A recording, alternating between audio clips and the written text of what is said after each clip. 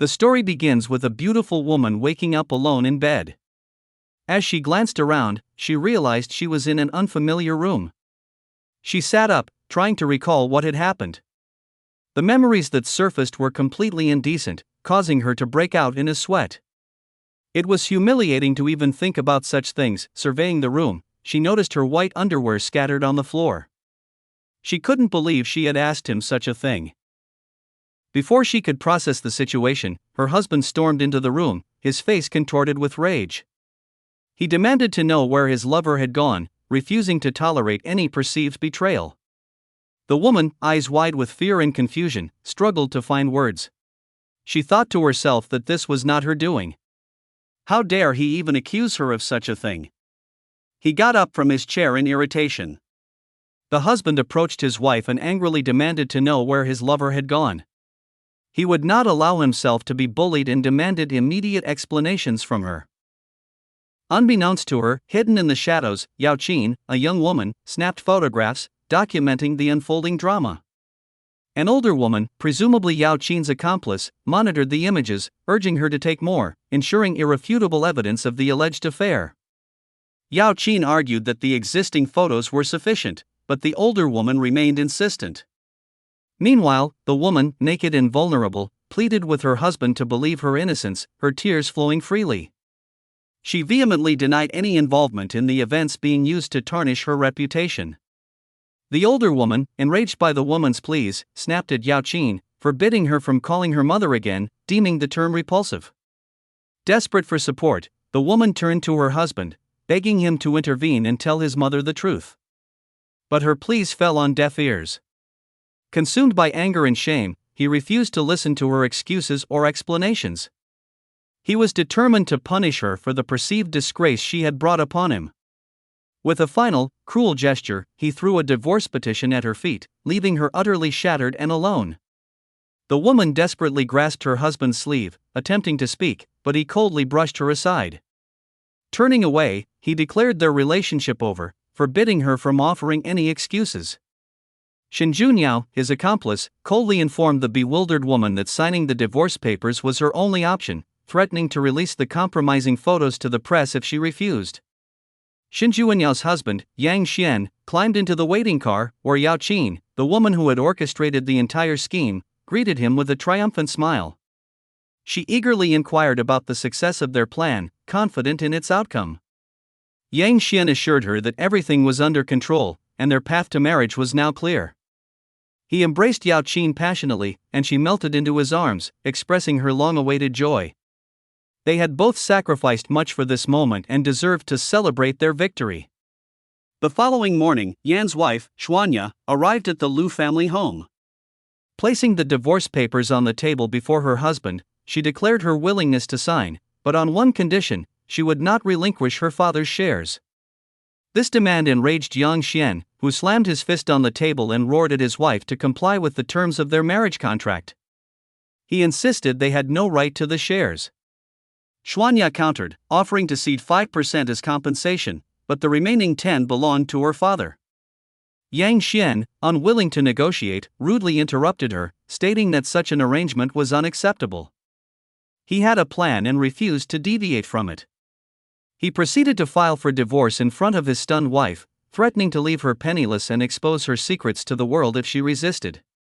Leaning menacingly towards Xuanya, Yang Xian whispered a chilling warning: if she continued to defy him, the situation would only worsen. Chen Liyue listened in disbelief as her husband, the man she thought she knew, spewed cruel and heartless words. The attentive and caring partner she had envisioned for life had vanished, replaced by a cold, calculating stranger. He threw intimate photographs in her face, a visual reminder of their staged betrayal, and demanded she remember the morning's events before agreeing to the divorce terms. Tears streamed down Chen Liyue's face as she glimpsed the compromising images, the pain of their existence unbearable. She numbly took the divorce papers, signing them with trembling hands. As Chen Liyue wept, Yang Xian callously packed her belongings into a travel bag, tossing it in the middle of the room. He coldly informed her that she could only take personal items, leaving her with nothing else. With a final, dismissive glance, he stormed out, leaving Chen Liyue to grapple with the wreckage of her shattered life. Walking through the garden, she overheard hushed voices behind the trees. It was Yan's mother, Xuanya, and Shinjunyao, reveling in their success. Xuanya inquired about Shinjunyao satisfaction with the divorce, confirming that Yang Xian was now free from marital obligations. Shinjunyao revealed that her father planned to invest in Lu Corporation, a prospect that delighted Xuanya, who saw it as a perfect opportunity to secure a match for her son. Chen Liyue's heart sank as she realized the depth of the conspiracy against her. It was all about money, a cold calculation that had discarded her like an unwanted object. As she approached the gate, snippets of their conversation continued to pierce her soul. Xuanya declared that Chen Liyue was no longer worthy of being called aunt, a final blow that left her reeling. Lost in thought, Chen Liyue barely registered the world around her. She stumbled forward, her head bowed, muttering to herself that her husband had only married her for money. A voice beside her startled her. It was Shinjunyao, a smirk playing on her lips. Chen Liyue, overwhelmed with questions, demanded to know what had happened the previous night. Shinjunyao, with a chilling laugh, confirmed that everything had been part of their plan, even the staged accident designed to keep Yang Xian from sharing a room with Chen Liyue. Leaning closer, she whispered ominously that she wouldn't be able to give Yang Xian what he desired, for she was not the naive fool Chen Liyue had been. Chen Liyue, desperate for answers, demanded to know who had been with her that night. Shinjunyao, with a cruel smile, revealed they had hired a man, but he claimed someone was already there when he arrived. She relished Chen Liyue's confusion, stating they would never know who truly spent that stormy night with her. With a final, chilling remark, Shinjunyao emphasized their differences, urging Chen Liyue to disappear from Yan Xian and Xuanya's lives. 4 years had passed since that devastating betrayal. Lives had changed, fortunes shifted, and scars had healed, leaving behind a tapestry of experience. At the bustling airport, a beautiful woman, Chen Liyue, the chief designer, anxiously awaited someone, her sign held high. Her heart pounded with a mixture of anticipation and worry.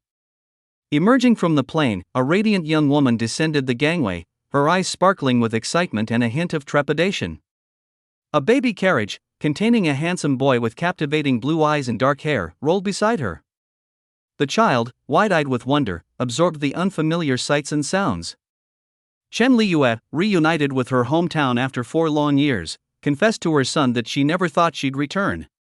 The inquisitive boy, noticing a woman holding a sign, the boy, pointing excitedly, declared that the woman was there to meet them. Chen Liyue scooped her son into her arms, showering him with affection and explaining that the woman was her assistant, sent to welcome them. The woman had begun to lose hope of meeting someone. Nearly everyone from her flight had already departed without approaching her. Disheartened, Chen Liyue had nearly given up hope, believing she had miscalculated the arrival time.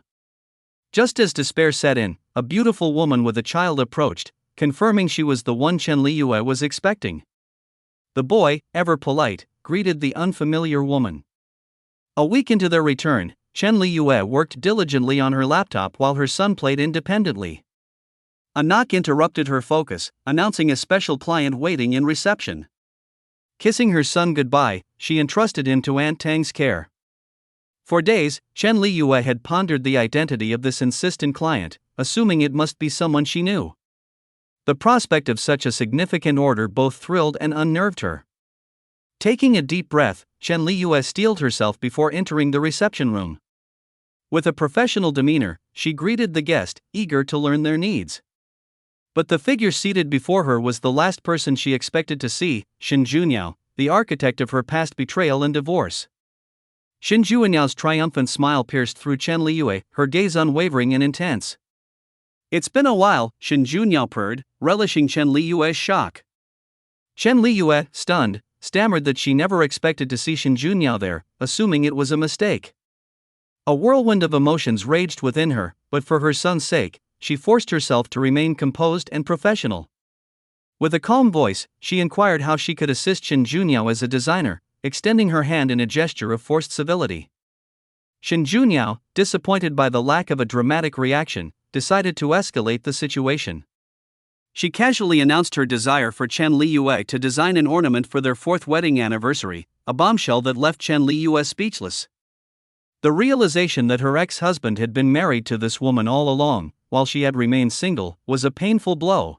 Gathering her composure, Chen Liyue took notes, determined to endure this ordeal for her son's sake. She asked Shin Junyao about her preferences, but the demands seemed endless. Finally, Shin Junyao demanded the sketch within 3 days. Chen Liyue, assuring Shin Junyao that they would meet the deadline, stood up, but Shin Junyao, unsatisfied with Chen Liyue's composure, grabbed her clothes, hissing a warning to stay away from Yan Xuanya.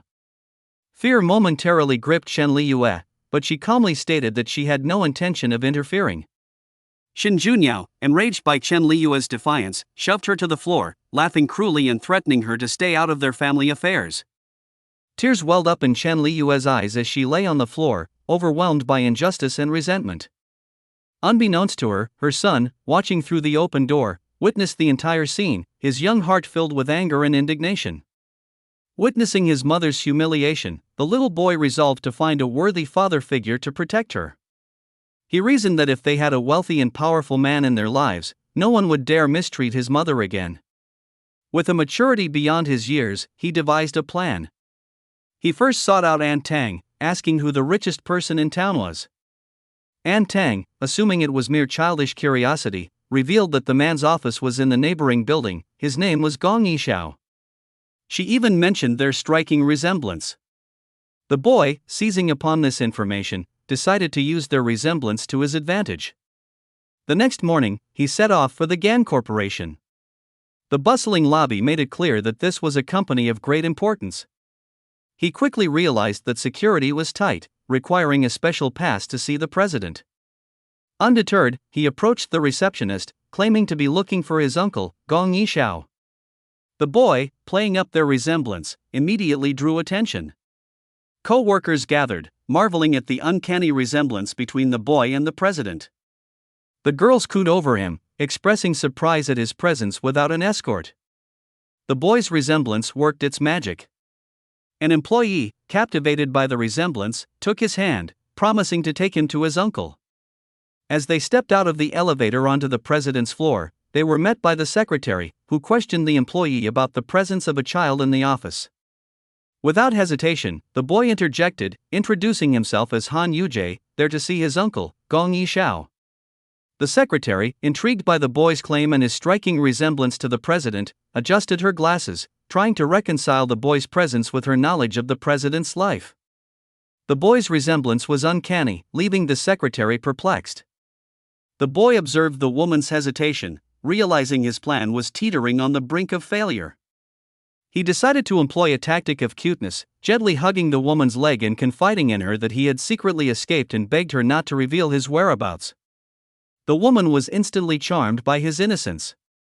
Her gaze softened as she looked into the hopeful eyes of the little boy, pleading for her assistance. Unable to resist his plea, she took his hand and assured him she would personally accompany him to the company president. This was precisely what the boy desired. A satisfied smile spread across his face as he mentally noted the effectiveness of his direct approach in manipulating adults. Meanwhile, the company president, Mr. Gozan, was engrossed in reviewing the monthly report in his office. He was a meticulous leader, personally overseeing every aspect of the corporation and familiar with even the smallest details.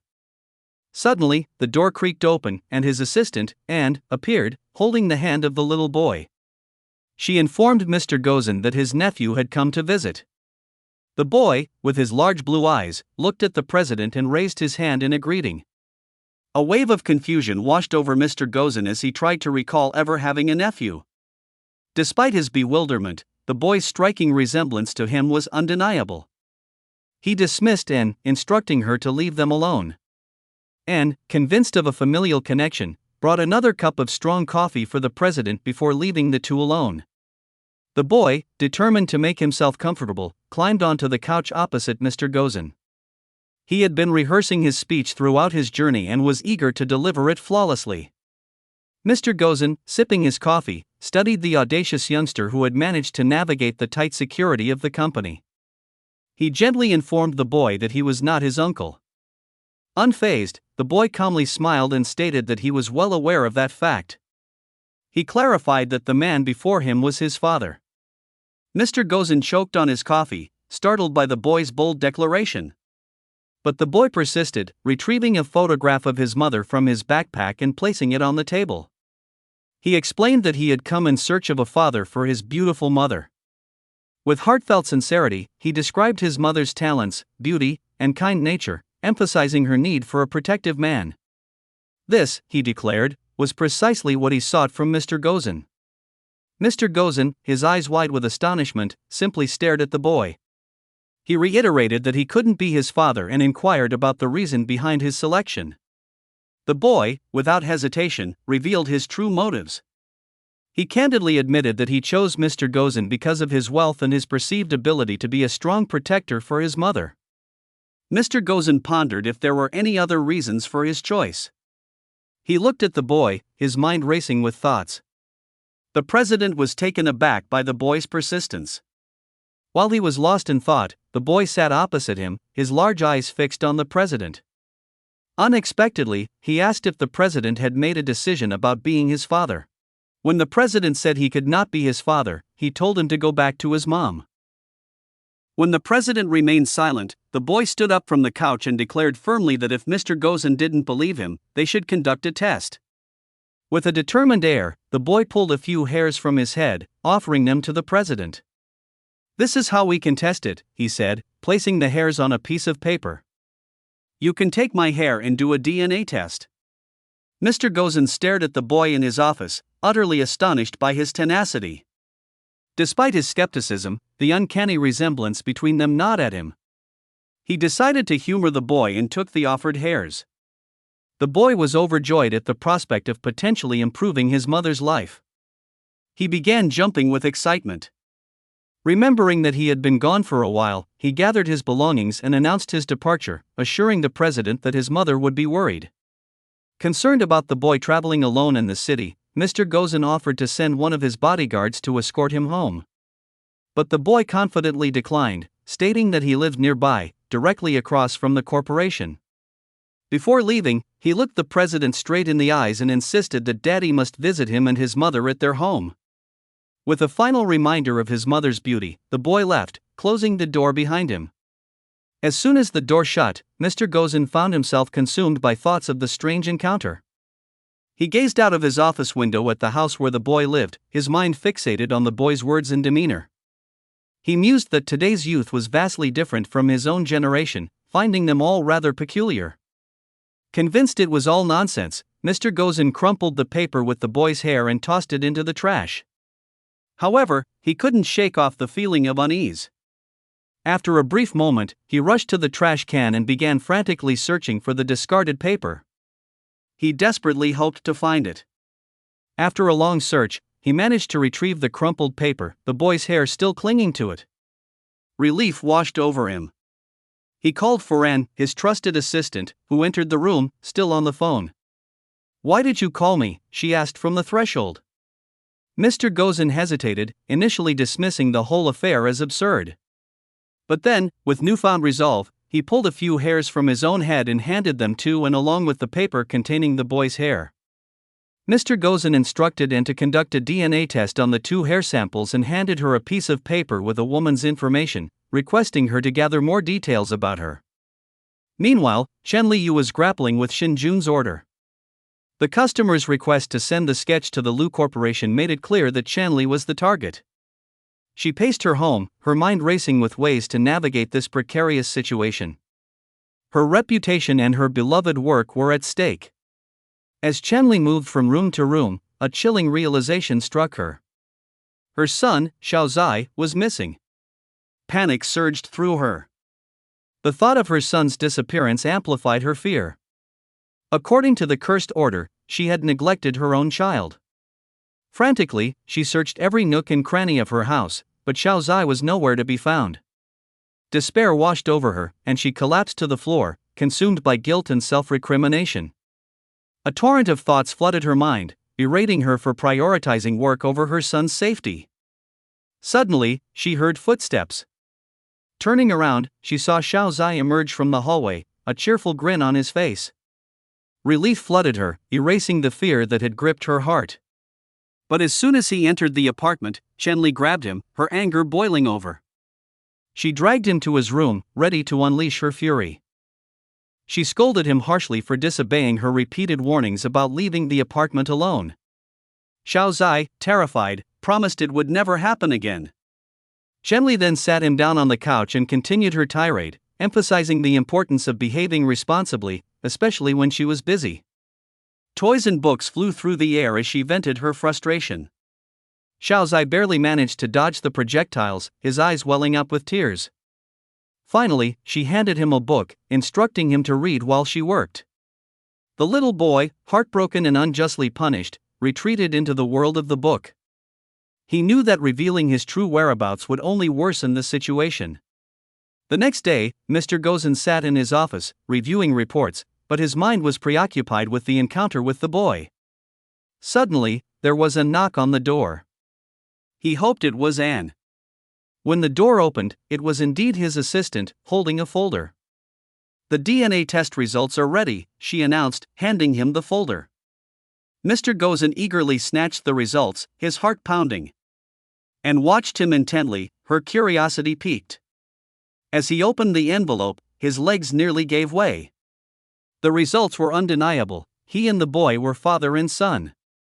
A whirlwind of thoughts and emotions erupted in his mind. The DNA test results left Mr. Gozen reeling.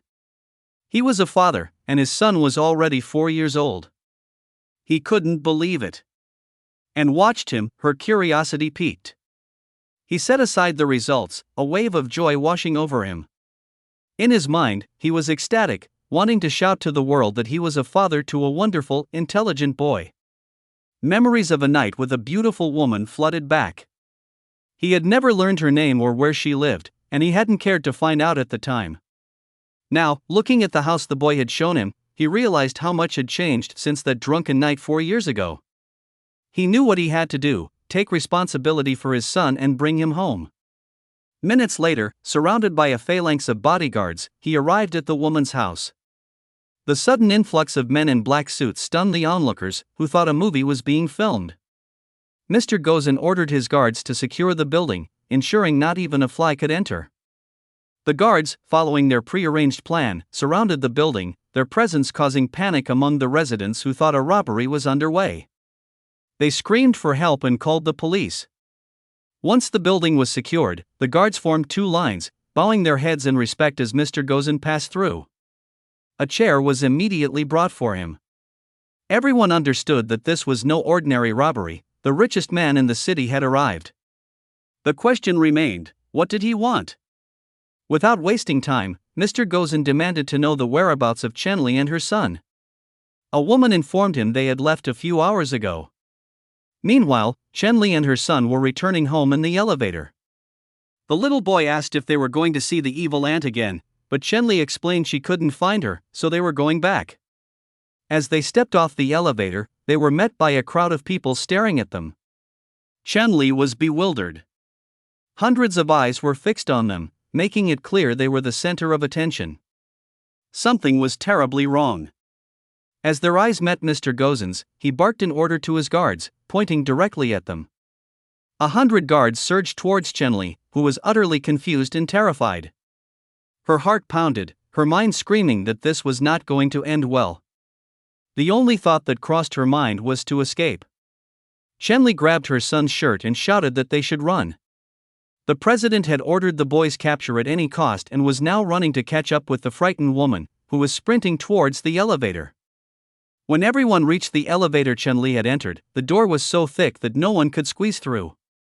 Amid shouts and struggles, the president managed to squeeze inside just as the doors closed, and the elevator descended to the first floor. Inside, a frightened Chen Li pressed the button while her son huddled in a corner, and she stood protectively like a lioness. President Gong cleared his throat, pleased to have made it in, and wasted no time declaring he wanted to take her son. But Chen Li, unwilling to listen, painfully slapped him between the legs, making him momentarily lose his composure. He barely restrained himself from hitting her back, glaring fiercely as he tried to speak, but the elevator stopped, and the doors opened with a sound signal. Chen Li immediately grabbed her son and exited the elevator, leaving the president to recover. He quickly caught up, grabbing the boy's hand. An enraged Chen Li screamed, accusing him of kidnapping. The president, shouting back, claimed he had equal rights to the child and pulled out a document from his pocket. He threw the DNA test results at her, which showed a 100% match between Chen Yu and Gong Yishao. Stunned, Chen Li read the results in disbelief, then asked who Gong Yishao was. The president yelled that she knew him as the richest man in town. Memories of a night with a stranger flashed through Chen Li's mind, revealing him as the child's father. She hugged her son tightly, declaring she would fight for him to the end. Their confrontation grew intense, both ready to kill for their cause, but the boy, wanting peace, shouted for them to stop. They crouched in front of him, each trying to persuade him to go with them. Before they could resolve anything, the elevator doors opened, and a beautiful woman appeared. Chen Li recognized Shen Junyao, who immediately started berating her. As Shen Junyao swung to hit Chen Li, the boy stood up for his mother, shouting that she couldn't be touched. Shen Junyao, now aiming at the boy, was stopped by the president, who told her not to be so arrogant. She angrily demanded to know who he was but then recognized him as President Gong.